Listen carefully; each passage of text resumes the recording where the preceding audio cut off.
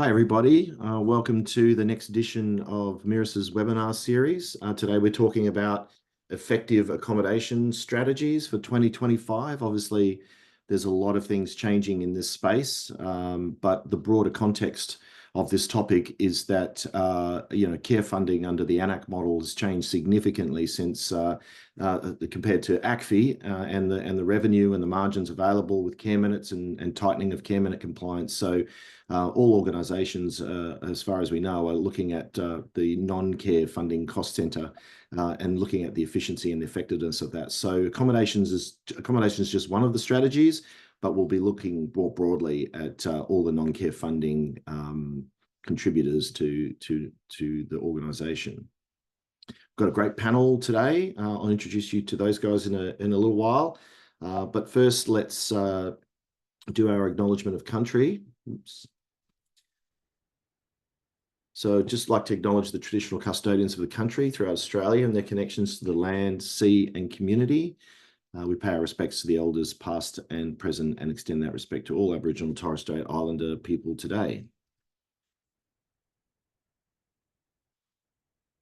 Just a reminder too that this does qualify for a CPD point. So if you are collecting CPD points, don't forget to claim this one for this hour. And we do have a chat room open. Please remember when you post something to post to everyone, not just to the panelists. Only the panelists are able to speak and be seen on camera. So we don't have open questions throughout the session. It's not time's too limited for that, but we do have people actively monitoring the chat. So we are going to be answering any questions we can during the session through the chat. And also we are going to be coming back at the end of the session if time permits and seeing if there's any key questions that have come up during the session that we want to put to the panelists, but that will be time permitting. So as usual, the welcome, we're going to look at some survey findings. We polled you as usual on the way in, some questions around the topic. We've got quite a big data insight section this time.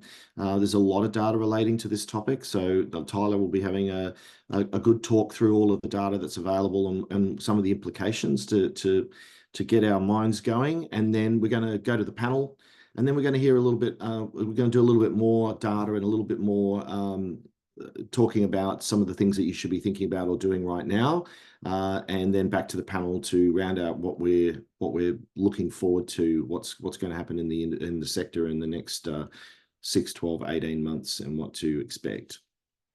And then we'll close out. So on time. So the polling results on the way in, we asked you these questions. How confident are you that your current accommodation pricing, as an example, and the strategy aligns with consumer expectations and market demand? Good to see that quite a substantial number of people are confident or very confident or somewhat confident. That's getting up to 50%. But always interesting to see the 43% neutral. And what that means to us is not that people don't know, they just haven't made up their mind yet, if you know what I mean. It's not unsure. It's they just don't feel like it's been clear or it's been determined. I think that's interesting because we'll see later on that a lot of providers have changed their pricing in the first couple of months of this year already. So the impact of that and the alignment of that with the consumer expectations, you probably have to wait and see.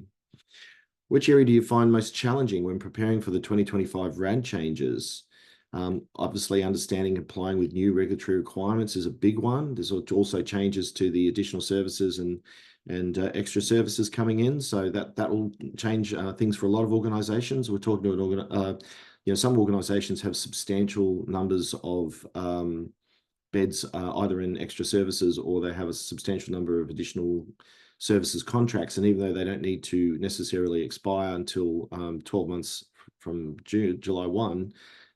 It's a big rethink and how to meet the new health regulations.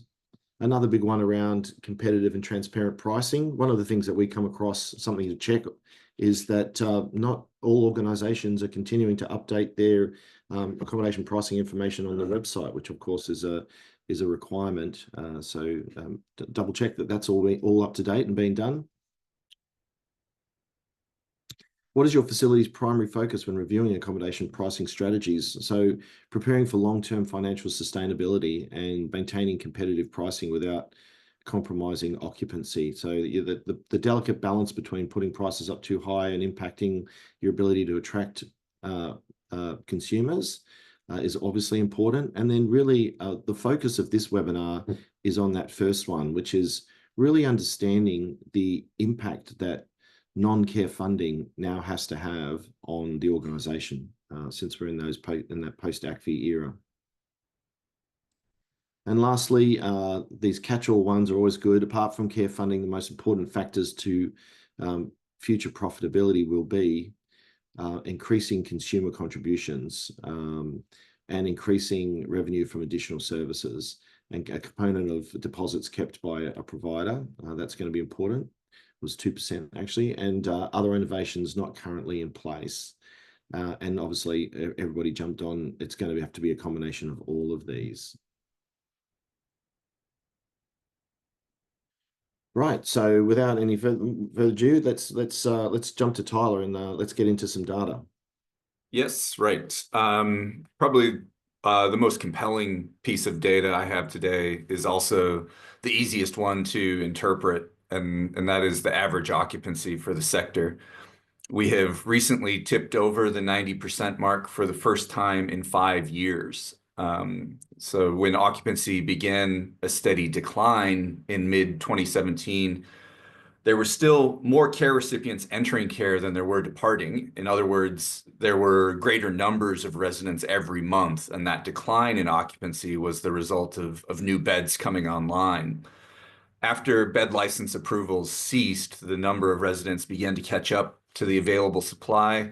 And for the past 2 years, the overall occupancy has been increasing. And we'll take a look at that forecasted demand over the next 5 years a bit later and discuss the availability of adequate infrastructure to meet that demand and the need for future investment. But right now, I want to look at the implications of what that 6+ years of declining occupancy were on room pricing, and more so what the past 2 years of rapid growth in occupancy means for the role of resident contributions in the economics of supply and demand.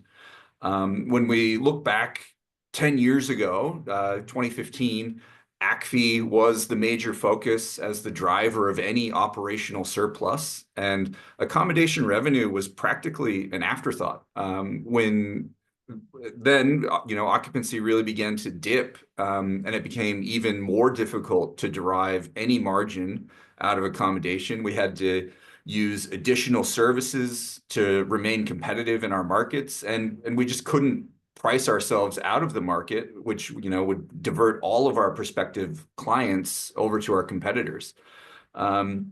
Then we jump ahead to ANAC and basically the removal of any operational surplus from care subsidy. Then occupancy starts increasing. Fast forward to last month, that's when the maximum room price without prior approval jumped for the first time ever, mind you, from 550,000 to 750,000. And so what level of room price activity do you think has occurred over the past 2 months? And we'll take a look at that now on the next slide. More or less than half the sector increased one or more of their prices. Almost 600 services have increased their highest price. And whether that was from 400 to 450 or from 1 million to 1.3, there was a significant number who had their highest price set at 550 and then put it up to 750. But another large group putting up whatever their lowest price was to a higher number. In the chart on the left, you might be able to see that there was a slight increase in average price from October to November and December, but really look at that jump in January and again in February. And when some of you might be thinking, well, yeah, that's the advertised price, that's not the actual sale price. And you are right that average achieved price for the sector is lower than the advertised price. But what a lot of providers who have made the decision to increase prices are finding is that that price change is not affecting their sales process at all. Consumers are largely accepting of the price points. And I should caveat that a major factor in that acceptance is providers identifying the value in their product offerings. There is a lot of data and analysis that goes into an effective go-to-market strategy and pricing structure. It is still very possible to overprice your rooms if you don't take into account your market segment, target consumer, and product positioning. There has also been a lot of activity in the number of price points a service offers, some increasing their number of room prices / product types, and that's to delineate the value between different room qualities. And we see others are decreasing the number of price points. Potentially their sales process became too complex. But overall, that thinking around, what that go-to-market strategy and aligning it to their market segment, we see a lot of activity in the first couple of months of that ability to put a maximum room price up to $750. But really, all of these industry averages and aggregations don't necessarily apply to any individual facility. So I think if any of this has got you thinking and you'd like to continue this discussion with variables that are specific to your service, then please reach out. One of the bigger variables that we'll consider on the next slide is home ownership and median house price. Older Australians have traditionally had high rates of home ownership. This has often provided a key financial asset on retirement. The rate of home ownership among older people has been decreasing, and that's consistent with the decreases in home ownership seen in the broader population, which impacts their ability to afford retirement.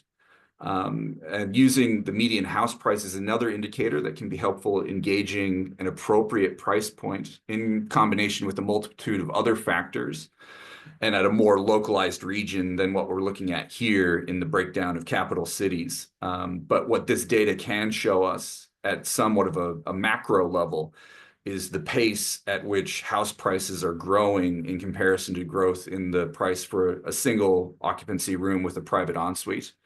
And as I'm sure most of you are aware, that room type is by far and away the predominant product offering across the sector.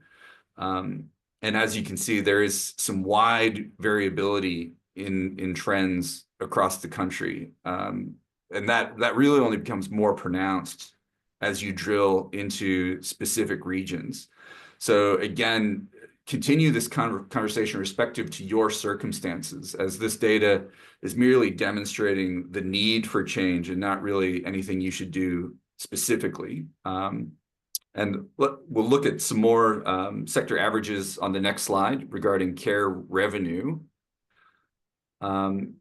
This is modeling we can do with you based on your actual values to support a unique strategy.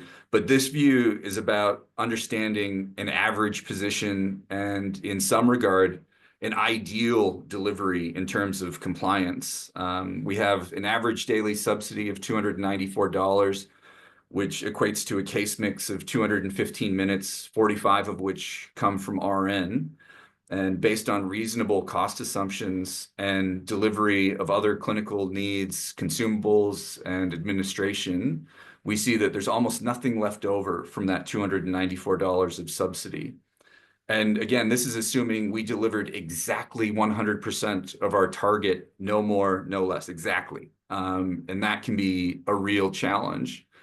However, when you are managing your claims to a target from the first day of the quarter and are dialing up and down those claims to correct resident movements and roster changes back to a target delivery of minutes per day per resident, then overall, average across the quarter can get pretty close to line ball accuracy. And that's the point here, that the best you can do financially with care subsidy revenue is break even. However, a common problem now for providers is to not be compliant with care minutes and also not show a surplus, which that should be setting off some pretty major alarm bells within those organizations. Underspending on care delivery should equate to really significant margin on subsidy. So when both of those are off, you have to assess what is wrong, where is there a problem, and how can what can we do to bring these into alignment? And for those groups realizing a surplus while not meeting care minutes, that won't be the case for much longer, as failure to meet those targets will soon result in subsidy reductions. So try to achieve the small surplus available, because any wrinkle or complication is going to erode that quickly. Now, if we flip to the accommodation side, we can see the costs associated with accommodation and the revenue to recover those costs, and most notably, the 4 times greater margin available in this cost center. But this is not about profit seeking. Even if you're only trying to recover costs, there still has to be a consideration for depreciation and refurbishment and the need to invest to grow capacity. Organizations have to show some surplus to entice that required investment and to assure lenders that they're capable of repaying debt. And we'll look a bit more at the required capacity and access to capital in a bit, but now let's switch to our panel and get their thoughts on this subject. Andrew? Excellent. Thanks, Tyler. Some good data there, some good provocative thought. Thanks, team, for joining us on the panel. As I was talking to you guys about yesterday or the day before, this is why people tune in, is to hear your wisdom. So don't let us down. So yeah, the question I've asked you to think about is, so what's your journey been like in this space? You know, heard a lot of what Tyler said there about the the position most of the sector's in, but in your organisation specifically, what's been your journey around non-care funding or accommodation specifically over the last little while? And let's start with you, left to right, Anthony. Thanks, Andrew. I guess in terms of the question, what have we been doing? Obviously, sort of in late 2022, early 2023, we commenced to focus on accommodation strategies around those non-care revenue channels. As Ty shared, we identified quickly there that care delivery, the obligations that come under ANAC in regards to care delivery, leaves very little in the way of margin from that care revenue. So that non-care revenue become a very important focus for us. All of our homes offer additional services and commenced that since 1st July 23. So that's been a part of our offering to the market.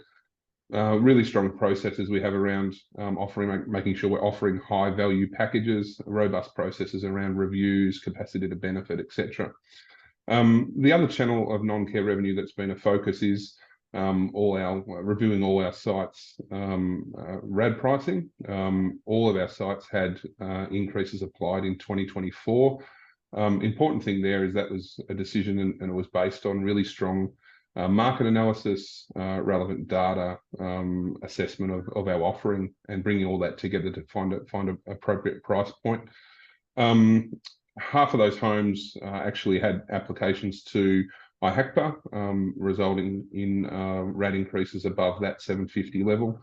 Important thing there, I think, is that there's been no apparent impact on occupancy, and there's certainly been no explicit objection from inquirers. So that work that we've put in place, I think the takeaway for us is that if the analysis of your home sort of features and amenities, the target market, the local property market, your competitors, all of those relevant data points, if that's undertaken, in our experience, we think you'll get the price point pretty close to what is appropriate.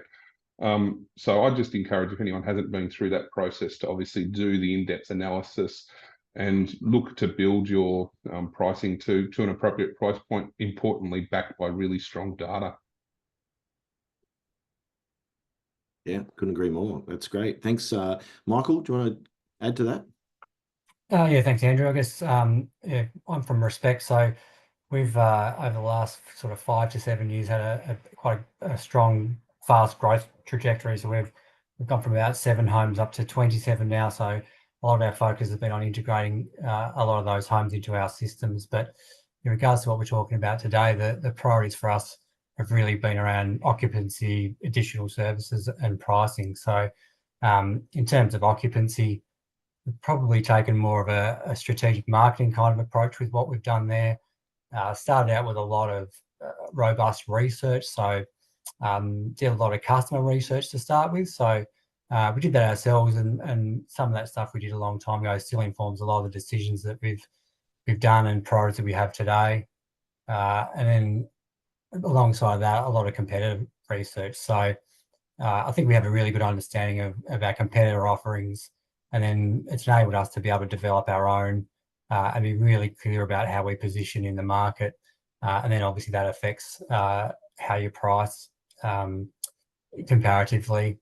We've done a lot of work on admission sources, so really drilled down into where our admissions come from and looked at how to optimize those systems and people, and also looked at expanding into other areas that we probably hadn't looked at before.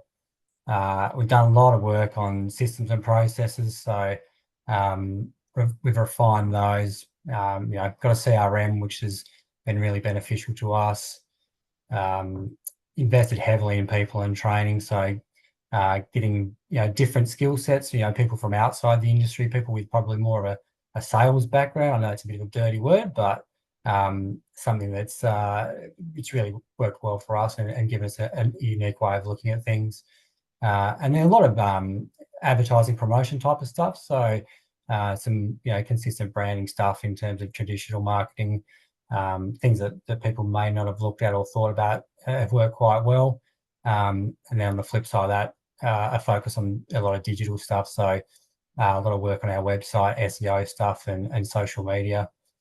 That's kind of been what we've done in terms of occupancy.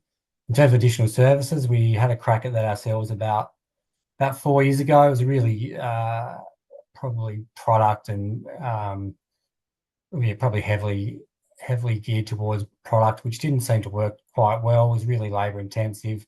And then probably 18 months ago, we engaged with a consulting company to assist to create a program and I guess give us the understanding about what really needed to have a thorough process around how you execute additional services, and things like having a mandatory program for us has worked really well. Again, we're really concerned about something like that impacting occupancy, but hasn't done that since we implemented. So it's been really beneficial. And in terms of pricing, something we've really refined, I guess, over the years. Early days, like everyone was a bit apprehensive about putting the price up, certainly as a not-for-profit. A lot of regional areas, there was always concerns about impacts on occupancy, but as Anthony alluded to, haven't really had any issues with that over the years. Having 27 different homes in different areas, we have quite a few different kind of pricing strategies, I guess, and each of those works quite well in the industry or in the regions that they're at. That's probably the main three we've worked on. Excellent. Yeah, lots of pearls in there. Great. Thank you so much for that, Michael. Yvonne. Hi, Andrew. Yes, thanks. I'm from Regent's Garden, and we've got 515 beds over 5 sites, and 300 of those beds are extra services beds. So that's been a very good source of income for us over the years. But extra services was agreed back in the year 2000 for us. So it's been in place for 25 years now. So a little bit outdated. A lot of the extra service components are linked to the accommodation, to the rooms, etc. So that's something we're going to be looking at very closely. One of our priorities has always been the occupancy. And we look at lots of different areas in order to keep our occupancy around the 99%. We very rarely drop below 99%, but we consider that care is the main focus. We invest very, very heavily in training for our staff. We have a very, very good quality team. So we look at, care is the most important factor, followed by everything else. So extra services has provided a bit like going business class on a plane, I always say. We've got approved beds, so people either pay the fee or they don't go in the room. That's been the choice up to now. Very much like if you go business class on a plane, if you don't drink the champagne, you still have to pay the fee, and that's how extra service has been. So looking forward, it's going to be a bit different for us. So we've got some challenges there, but yeah, we're ready for that. Great, thank you. Joel. Wonderful. Thank you, Andrew. And hello, everyone. My name is Joel Murray. I'm from Uniting New South Wales and the ACT. We're a provider with over 5,700 beds. So for us, everything is about scale. All of our services, for example, have additional service fees. And we are considering, from an accommodation viewpoint, pivoting from the volume version, so occupancy, as Tyler and Yvonne, that is a remarkable occupancy number. Congratulations. We are suddenly run out of percentages of occupancy to play with. So the yield element of accommodation is where we're considering now. So obviously we have supported things such as the IHACPA cap being lifted from 550,000 to 750,000, and the market seems to be ready for it. Echoing the thoughts of the Mirrors team, we haven't seen a lot of pushback, even though we're circling in on double digits price growth year on year. Alongside that, we're also looking to maximize the value of the capital that we have, with the supported ratio as a floor purpose that we maintain significantly above industry. Capital and maintaining enough liquidity to continue to build is an ongoing challenge, purely because the RAD value is being artificially limited by the original $550,000 cap, as well as bluntly the remarkable increase in both the cost of dirt as well as the cost of development over the last 3 years. Thank you very much, COVID, once again. So as part of that strategy, we're reviewing all of our sites, both from an occupancy target, a pricing target, as well as an overall refurbishment strategy over the next 3 to 5 to 10 years. How are we going to invest in our sites, not only to make sure that our residents and clients are the best cared for that we possibly can, but that we're hitting a price point within the market that makes sense. Because, as we've said, we're seeing not a lot of pushback, which we believe is driven in large part by the ballooning of median house price. People are coming in with significant liquid capital, or bluntly, they're not coming in with very much at all. Which brings me to one of the concerns that we're seeing, which is the supported ratio price points or supplements, which have simply not kept pace. So the gap between the haves and the have-nots continues to grow. Alongside that, we're investing hard into advanced analytics and understanding of that, both from a competitor and market scanning, as well as from a demand and a demographics point of view, understanding our customer and building to that customer's expectations rather than putting something into market and hoping that it matches. So overall, that's our general strategy, summed up as trying to maximize the yield within reason and building out a core strategy that enables us to meet the market where it is and continue to increase our accommodation prices to match, as well as that taking a holistic approach to pricing, considering not only the impact of our RAD or our ticket price, but also the other costs such as our additional service fees, which continue to grow apace as well, even though not quite included inside accommodation pricing. Right, great. Thanks, Joel. Yeah, so I think a lot of good points across there. I think a lot of things that people would expect, but some of those things maybe some good ideas for some of the people listening. But it is also interesting to me. Maybe we can pick it up in the next time we come back to the panel. You know, just the change in emphasis and Anthony, you were speaking about this a little bit, but you know, the need to focus so much more on this than we have ever before. I think that's really healthy for the sector. I think this question about user pays, I don't think it's great that it's in common use now that we talk about increasing user pays and user contributions, and you know, if there is a gap in funding or in the affordability for the sector, the money needs to come from somewhere. If it doesn't come from a tax, if it doesn't come from subsidies, it needs to come from somewhere. And yeah, I don't think that question's really been answered. How much is too much, and how much is enough? So it's a very rapidly evolving space. But let's keep going with some more data. We've got a comment in the chat that somebody's loving the data. So yes, the slides will be available. This data is available, and if you do want more data or more of a discussion on the specific data, then obviously don't hesitate to reach out to Tyler, and he can arrange to take you through the data in more detail and more depth. Tyler. Yeah, absolutely. And yeah, we are seeing good questions coming through in the chat. So hopefully we'll have some time to address some of those. I think There has been some question about the costs and the revenue in our modeling, where I guess there's probably a lot of people really hanging on what would the indexation of ANAC be. So that $294 as an industry average today, that'll be different from March. It may be different again from July. We don't know how much that price will go up by, but what we do know is that it'll be determined by the pricing authority and the measures that they look at, and it'll be commensurate with the underlying cost base. So essentially, it's going to go up by CPI. So your cost of living, your inflation, that's what they'll mostly attribute any price increase to. And so the underlying margin is not going to change. So ANAC isn't going to suddenly start producing a lot more revenue compared to your cost base. But just moving forward now, so looking at what is the future hold and the forecasts out to 2030, there are pretty confident forecasts regarding the number of people there will be in Australia in the next 5 years and how old they'll be. And so this is not the distant future. This is what we can see coming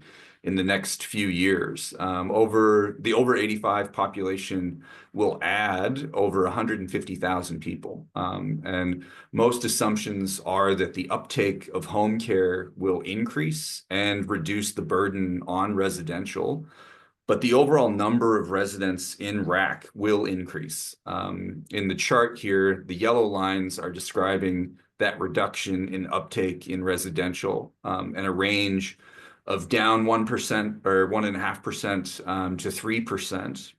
And the resulting number of residents in residential care are the blue lines. And that number will almost certainly take us beyond our current available capacity. So we have to grow. And how do we do that? It's capital investment. Sounds simple, right? Well, not quite, especially when the elephant in the room is access to capital. Next slide. We'll look at some big questions here. What are the plans for RADs? And how can I engage in capital works while complying with the new financial and prudential standards commencing with the new Aged Care Act in July? The chart is examining sort of industry averages of liquidity, and liquidity is extremely variable across organizations. Some organizations are capable of commencing all desired works and acquisitions and remain comfortably liquid. But most really need careful planning to engage in capital works. Some have already gone down that path to a highly leveraged position. The new reporting requirements, that's going to give more visibility over this dynamic, and it will ultimately lead to a legislated solution that reduces reliance on RADs, and presumably it will not force businesses to collapse that are in that sort of highly leveraged position. They will continue to need to service that significant debt. And as we've discussed, providers need to pump up accommodation revenue, but they also desperately need refurbishment in order to increase prices, plus that sector-wide need for greenfield expansion. Now is the time to put that capital to work. Invest in your business to improve revenue, asset longevity, and expand infrastructure, because access to capital is only going to get harder the longer you wait. So what should providers be doing now, Andrew? Yeah, thanks, Tyler. Well, the way that we've been approaching this with people is really trying to tackle a three-step process. And I think the point that we're trying to raise here is that unlike approaches to funding, to ANAC funding, where your approach across most organizations is relatively similar, even your approaches to quality within sort of your own, your own mission and your own values and your own style is largely the same.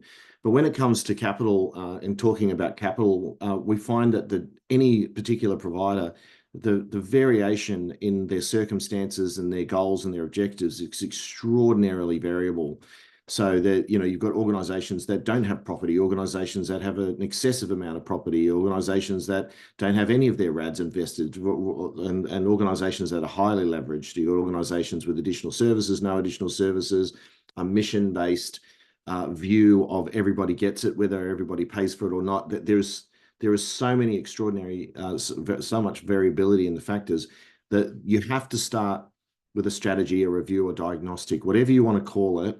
There are probably, in our estimation, 15 or 20 really good questions that you need to ask yourself to get a fairly holistic view of your situation, and really come down to a decision of what you think, what is working, not working well, versus what you care about and don't care about. So it's a complex, sounds like a silly thing to say, but some things are working well, and you don't care about that, or they're not working well and you don't care about that.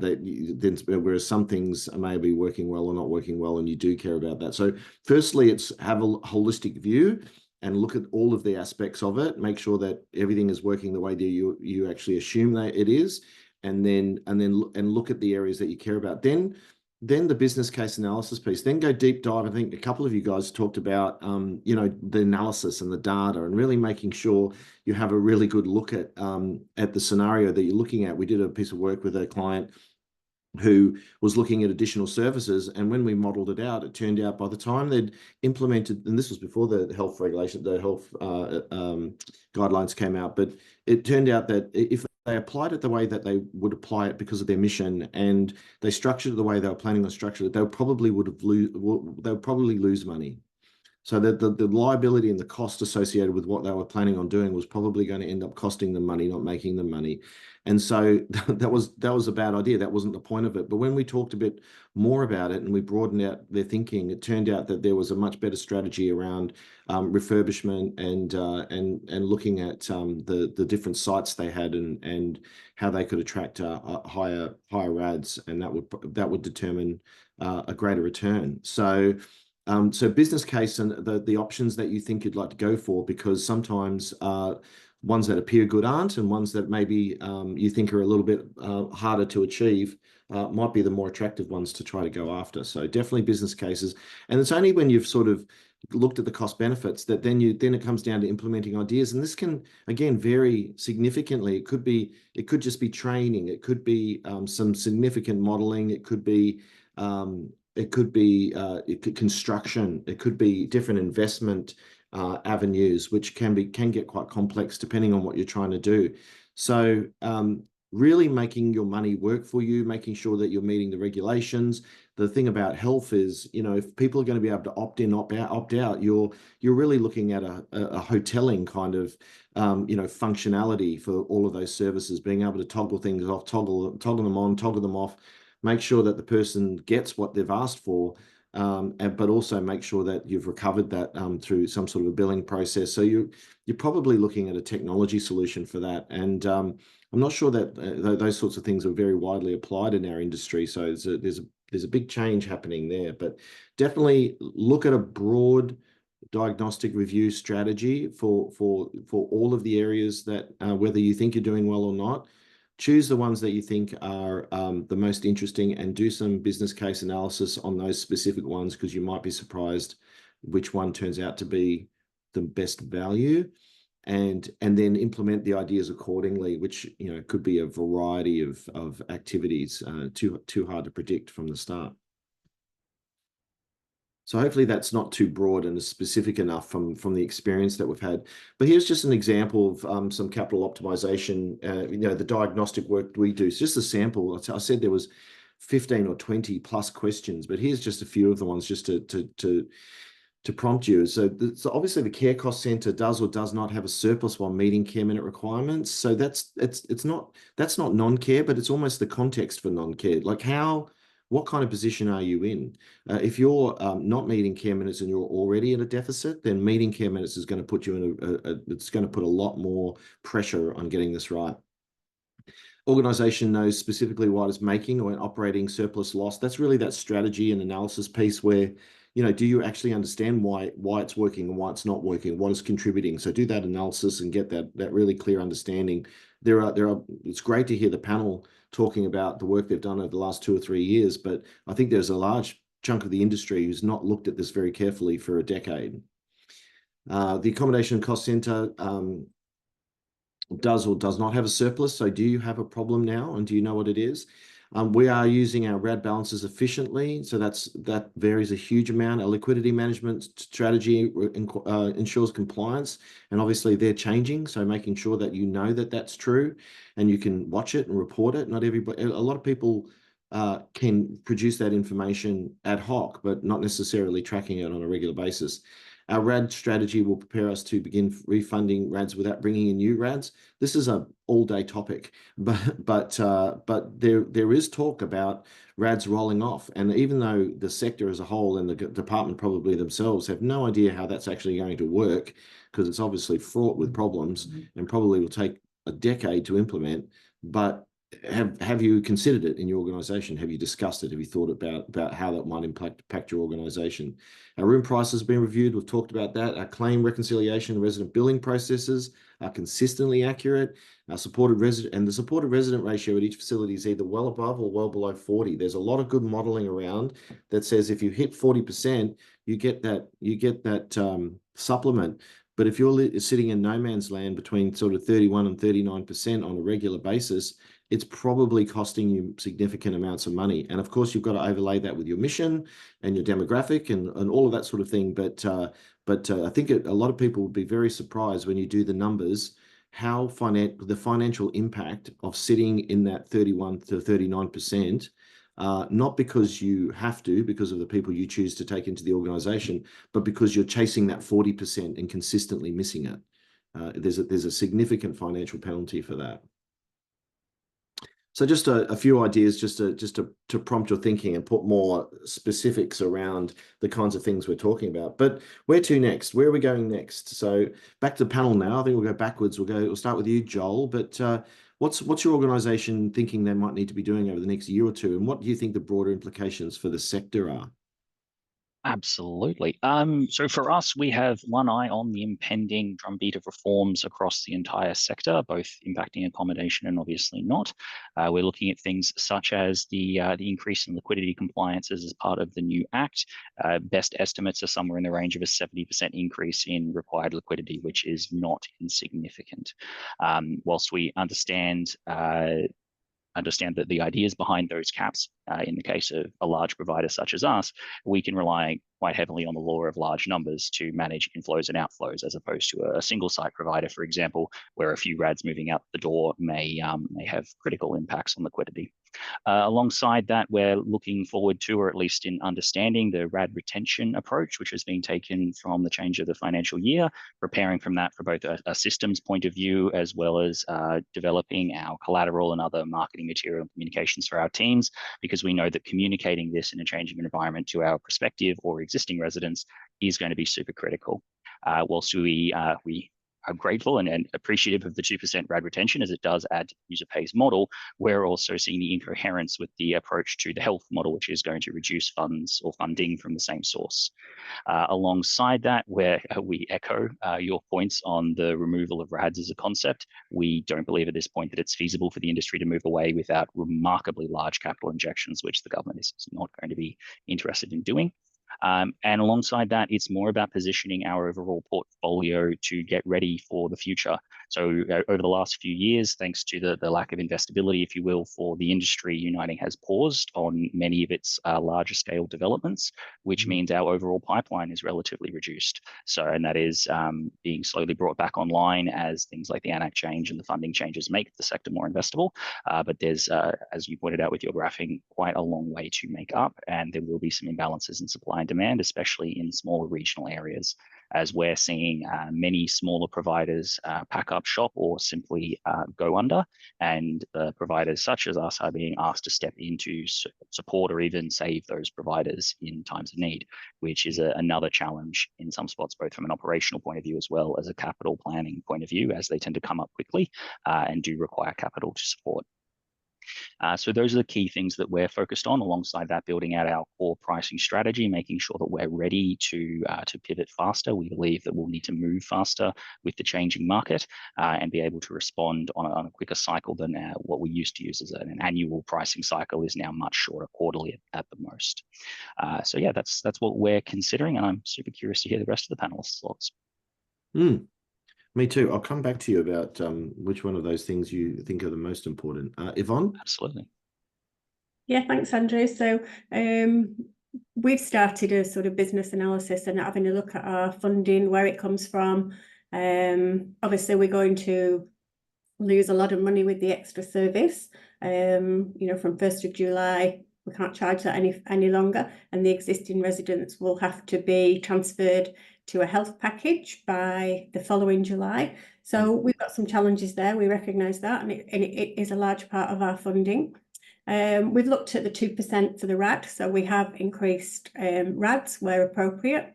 That 2% will obviously give us some additional income, but we're actually looking at what people want, what people are willing to pay extra for, because when we're looking at putting health packages in place, it's got to be what people want.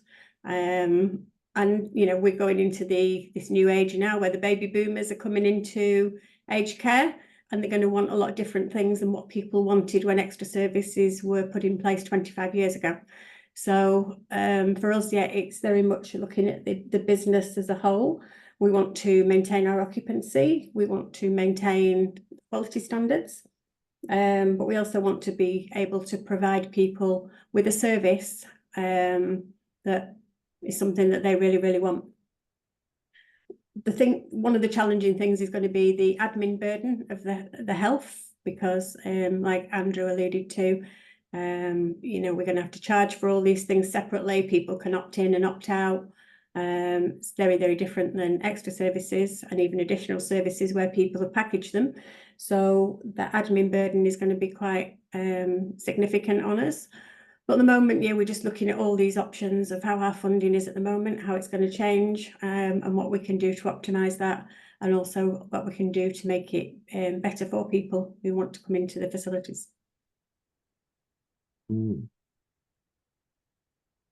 Yeah, yes. So interesting. What do people want? I think that's a really good question, and definitely the baby boomers coming in and wanting more. But then there was another group of the market that don't want anything. So it's going to be a very interesting world. Thanks for that, Michael.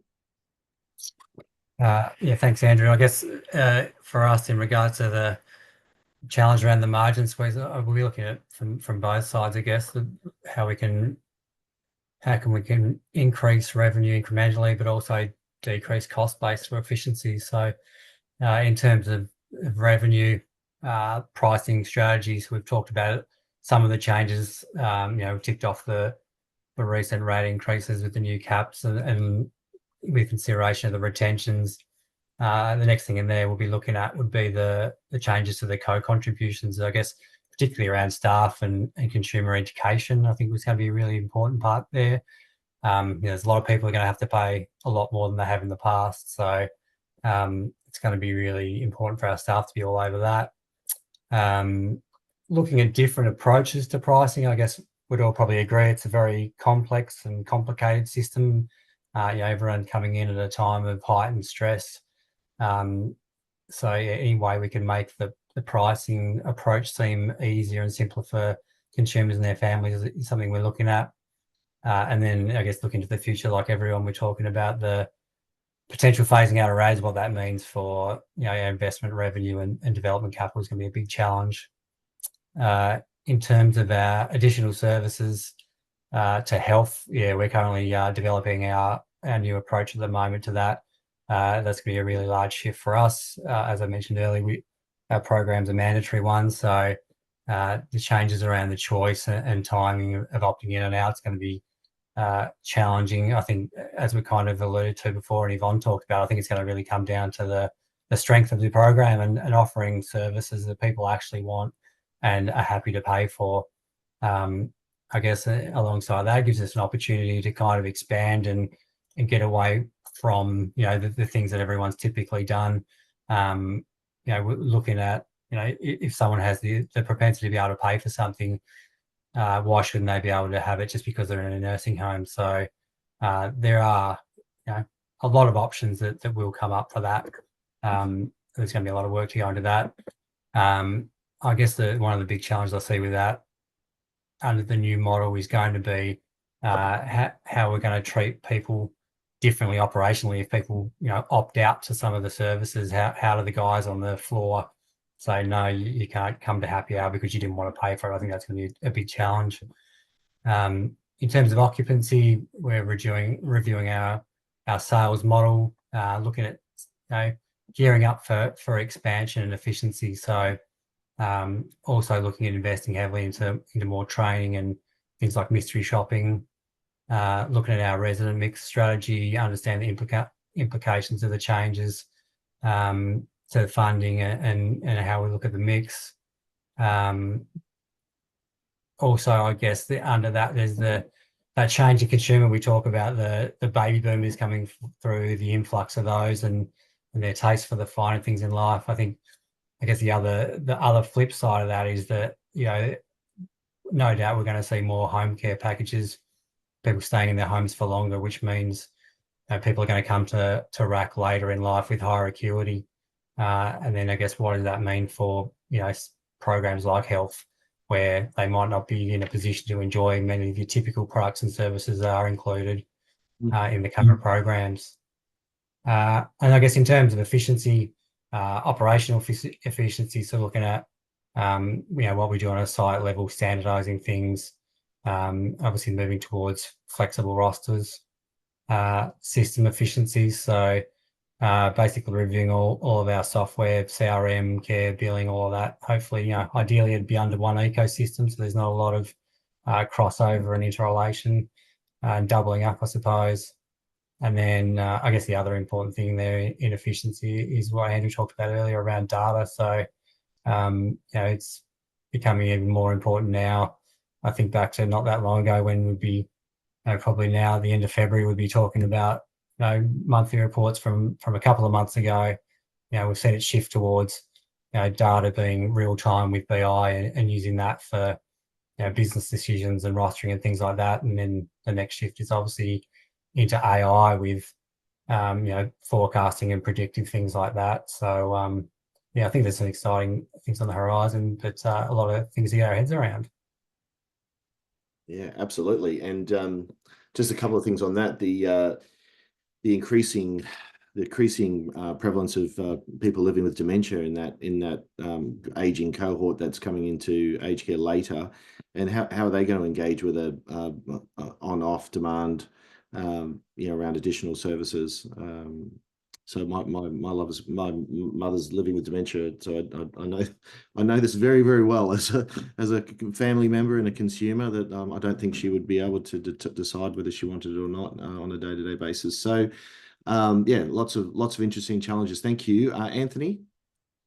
Thanks, Andrew. I think that one of the points I'd make is relates back to what Tyler referenced earlier as well. Whilst we're talking about non-clinical revenue, I think really important that if you haven't got the clinical side of things right in terms of optimising your care minutes and your ANAC funding, there's maybe not too much point trying to open up another path in terms of looking at your non-clinical revenue until you've got that right. So I think we've spent a lot of time and we think we've got that pretty robust in terms of our process.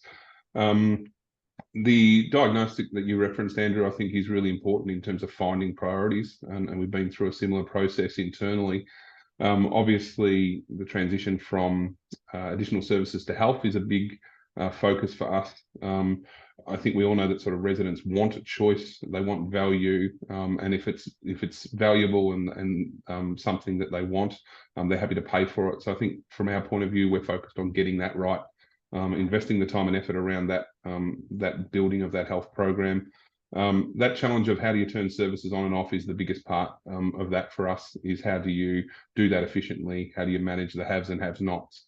But a big part of that's going to be in terms of having great processes in place, good systems, educating the team and staff, and really having high value offerings that that are appealing to those residents. So I'd encourage everyone to have a strategy around that that you can deploy and engage some experts if you need that support. The other key point is around sort of the RAD and pricing there. We're really encouraging internally looking at making that an ongoing part of our processes. So the market will move and continue to move. So half of our homes, we went through that IHAC application process. We're undertaking a review of the other half, and that's going to be something that we'll do on a regular basis, just to make sure that we're really priced appropriately for our markets, based on that real data-driven analysis. So yeah, those three things around continuing to make sure we've got AN-ACC and care minutes sorted, focus on health and a focus on pricing is really where our priorities lie. Great, thanks, Anthony. Another thing you just reminded me of too, we do quite a lot of mystery shopping in the market, and one of the interesting things about additional services is they're not published really consistently anywhere. And if you ring, if you ring up somebody and say, you know, what additional services do you have, you're unlikely to get a consistent answer. It's something that's not described well or expressed well. So I guess there'll be a lot of more focus on tightening that sort of thing up. But even in terms of competitor analysis, like there's some fantastic innovation going around. But interestingly, mystery shopping is one of the only ways you can actually get the information you're looking for by creating a good scenario. So there might be a lot more of that happening over the next 12 months or 18 months, but yeah, definitely keeping an eye on the market and your competitors. We produce a accommodation pricing report, which will give you a good indication of what's happening around you. It's data that's available, but it's not easy to collate. So that might become a service everybody relies on a little bit more heavily, and to keep track of things on a more regular basis. You can see how much of the sector has moved already, and we expect them to continue to move all throughout this year. So many interesting questions that we can't even get to today. I mean, there's the really weird situation we're in now with capital markets, and you know, MPIRs at some of their highest rates ever, and the gap between RADs and DAPs, and therefore the haves and the have-nots, and you know, the complexity of additional services and how that will be implemented. I mean, it's great to hear you, Michael, talking about integrated technology platform, because Mirus is just about to, you heard it here first, is just about to launch an integrated technology platform that will bring together care management and rostering and admissions and care minutes and funding and all of that into one integrated platform, because of the work actually we've been doing with AI, where actually getting your hands on that integrated data is the hardest bit of actually using the new technology. So it's really a path that all providers should be thinking about, and with this complexity, that will become even more important. Let me just give everybody a little bit of a, no, we don't want that. Do we have any quick questions from the chat, Taryn? Anything that came up that we thought was really interesting? Yeah, super interesting. We've had a very good, engaging chat. So thank you everyone for the comments that you've put in and the questions you've put in. Joel has been very kindly answering them as he went along as well, so that's nice. One of the first ones that we got was around Glenn picking up the fact that for providers offering home care, soon to be support at home services, as well as RAC services, these costs are more constrained. And this is while Tyler was presenting data, especially when, he says, especially when the increasing compliance and reporting requirements are considered, not forgetting the new prudential requirements. I wonder if the panel had any comments, or Andrew, if you want to, in the interest of time, take that one. Just the overall increased cost of compliance. Yeah, every time I hear this question, I just assume everybody's just accepted it. There's, you know, we can keep advocating for the increasing cost of compliance, but it's just always going to be there, I think. What do you guys think? And the increasing risk, if I can put it out there, the changes to key personnel are substantial in terms of the risk they expose, especially smaller boards, especially for community-driven organizations. There's a lot of angst out there, as well as a lot of challenge in simply driving enough margin to justify having a governance person doing nothing but managing the regulation side of things as it changes. And on top of that, the actual operationalization of just more hours in the day spent doing paperwork. It is a real trade-off. I think the other thing it reminded me of is the changes that come with the regulation and the risks and that sort of thing will lead organisations and the sector generally to respond, and people will figure out how to implement health strategies, and people will figure out how to manage accommodation and different things, and how the standards are implemented and what that actually practically means when everybody starts really using it and really starts reviewing it, and the new when we get all the detail around the new Aged Care Act, when the sector responds, how confident do you feel that if you put in place a strategy, then those regulations won't change, or those some of those loopholes might be tightened up, and then you're undoing those things. I think that's the point that I made about the client we were working with. They decided not to go down the additional services path because it probably would have made them lose money, not make money. But if they had, then everything they implemented would have probably needed to be undone within sort of 6 months or 9 months. So it was that changing regulation can have a big impact on the confidence people have to put strategies in place in the first place, just in case things change.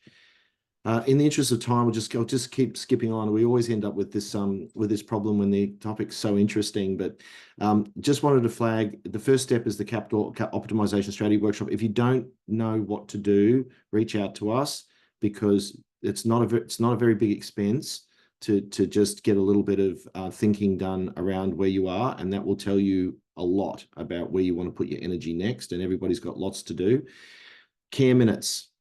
How are care minutes reshaping the future of aged care? How relevant are they going to continue to be? Are they going to go up ever again? What is going to be the impact of a large scale 75% of the industry sector having to move towards compliance over the next 12 months at least, if not sooner? What's going to be the fallout of that? We're going to be talking about that at the next webinar, and all the strategies that we're aware of and all the issues we're aware of. So please join us for the next webinar. There's the link there. And I'll also contact myself or Tyler if you want some more information. So Anthony, Michael, Yvonne, and Joel, these things aren't anywhere near as interesting without you guys. So thank you so much for your time. And for the contributing your time, of course, and your knowledge of the sector and what your organisations are up to. We really, really appreciate it. Thanks, Andrew. Thank you very much. And everybody have a great day. Try to stay cool wherever you are. Certainly quite hot in Sydney. So have a great day. Thank you, Andrew. Thank you. Goodbye. Bye.